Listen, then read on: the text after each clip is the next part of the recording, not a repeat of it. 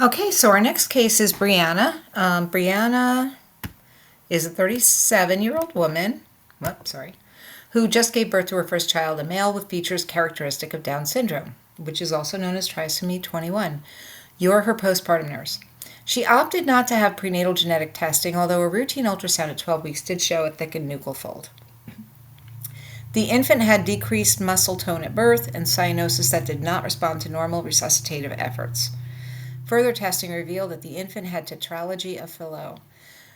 The pediatric cardiologist is recommending surgery. You've been caring for Brianna since her cesarean yesterday. She hasn't visited the baby in NICU. She has a flat affect. She initially wanted to breastfeed the baby, but she has declined to pump or hand express to initiate lactation. She tells you about her conversations with the neonatologist and pediatric cardiologist and states that she's overwhelmed by the information. She claims that she never saw this coming. During your assessment, she states, I was 36 when I got pregnant. That's not that old. I took my vitamins, I exercised, I didn't have a single glass of wine, I swore off sushi. How did this happen? As a nurse, you want to respond with accurate information and sensitivity. So what is your understanding of how this infant came to be affected with trisomy 21? Choices are, number 1, it could have been caused by environmental exposure to teratogens. Number 2, there might be a family history of the condition. Number 3, it was probably inherited from the paternal Y chromosome. Or number 4, it's caused by mistaken duplication of chromosome 21. It's more common in mothers as oocytes or egg cells age. Correct option was number 4. Trisomies are most commonly caused by an error in duplication and division of genetic material during meiosis. So instead of the 2 maternal chromosomes on number 21 separating and each one going to a separate oocyte, they get stuck together and they end up in one cell. The other cell does not have a 21st chromosome. Trisomies are associated with increasing maternal age because ova are developed during fetal life in a biological female.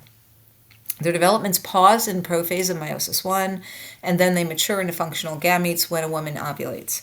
In older women, the cells tend to be of lower quality. 37 is not that old, but 35 is sort of the place where the risk of genetic testing is equal to the rate of having a child with a chromosomal disorder.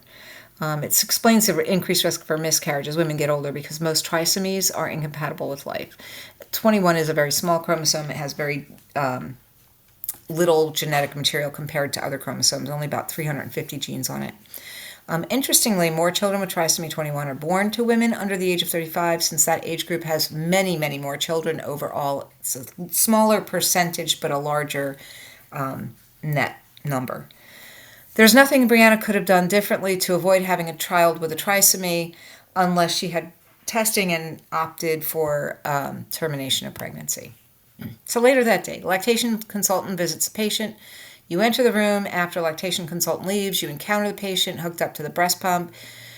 She's crying and she states, can I tell you something? I can't stand the idea of having a child with serious disability. I can't even look at kids in wheelchairs. I always look away. And, people have a lot of shame when they admit these things to you, so please try, to watch your facial expressions and what you say in that moment. I wanted to have at least 2 kids, but now I'm afraid that if I get pregnant again, the same thing will happen. What are the odds of this happening again? You give Brianna a box of tissues, you sit down, and prepare to answer her question. So what are the odds of recurrence in a subsequent pregnancy? Option number 1, 50% of the father carries a recessive gene. Option number 2, no higher than for any woman at the same age at the time of conception, unless she or her partner is a translocation carrier. You're going to have to remember what that is from last week. Option number 3, lower than a woman who's never had a pregnancy affected by trisomy 21. Or number 4, the only way to predict the odds is to test the mother's karyotype. So go ahead and select your answer. Correct option is number 2. Lisa's odds are the same for any woman her age at the time of conception, unless she or her partner is a translocation carrier. Remember from last week, they showed you that Robertsonian translocation where one chromosome gets stuck on top of another, and it has to be certain chromosomes, the acrocentromeric chromosomes, 14 and 21 tend to stick together a lot. So if chromosome 21 is part of a translocation, there's always the possibility that one partner is going to donate an extra chromosome there. They're not affected by paternal carrier status. Maternal and paternal karyotypes usually don't predict the disorder unless one of them is a translocation carrier, but that's not the most common cause. So she could get a karyotype, but it probably would not accurately predict her risk. The odds are not different because of an affected pregnancy. Every conception is a new toss of the coin, excuse me. So, her odds are basically the same as they were if she got pregnant at the same age that she intends to get pregnant. Okay, we're going to move on to Maud. Maud's 39. She emigrated from Haiti 6 months ago. By the way, this is based on an actual patient, and it's one of the reasons, it was my patient, one of the reasons that I think it's really important for nurses in labor and delivery to have a basic understanding of genetics and genomics. So Maud has limited English proficiency, and she required an interpreter for Haitian Creole, which if you ever used Language Line for certain languages, Haitian Creole is one of the hardest ones to communicate with the patient with. During her prenatal care, she had the non-invasive prenatal testing, that maternal blood draw that detects fetal DNA fragments from discarded cells. And it revealed some fetal cells with trisomy 16. So she was referred for amniocentesis, which revealed mosaicism. Some fetal cells had 46XY, and some had 47XY with an extra copy of chromosome 16. Ultrasound findings have not found any anomalies, but the baby's measuring small for gestation, 3rd percentile. That can be associated with trisomy 16, but it can also be associated with chronic hypertension and insulin-dependent diabetes, which Maud also has. So you're the labor and delivery nurse, and you've been assigned to her care. There's a note in the chart by the perinatologist that says the significance of the finding was explained to the patient using a certified Haitian Creole operator or interpreter, and that she verbalized understanding. The note documents that she declined termination of the pregnancy, stating, "It is in God's hands." There's documentation that 2nd and 3rd trimester ultrasounds were done, but no reports are available in the patient's chart. This is a true story. I swear every word of it. So while you're caring for Maud, external fetal monitoring reveals a prolonged deceleration of the fetal heart rate. Lowest point was 50 beats per minute, and that's enough to get your heart rate going in the other direction. Intrauterine resuscitation efforts, fluids, lateral positioning, turning off the pit, they're all performed. The baseline recovers to 100 beats a minute, which is better than it was, but it still reflects bradycardia, which she did not have before. There's an audible arrhythmia. Internal fetal monitoring is initiated. The OB provider is called to the room and proceeds to explain options for cesarean versus vaginal delivery using the Sericom interpreter line, which again, not the easiest thing. The OB provider does not have great understanding of what mosaic trisomy 16 might mean for this baby. She tells the patient that a cesarean section is safer for the baby, but that the trisomy might mean that the baby dies anyway, and then the mom has surgical risks. And then she asks the mother what she wants to do. Do you want to continue with labor and deliver and possibly have a stillbirth, or a child who has brain damage beyond anything that trisomy 16 could give it, or do you want to have a cesarean now and expose yourself to risks of infection, bleeding, etc.? Haitian Creole operator is confused by terminology, and she keeps asking.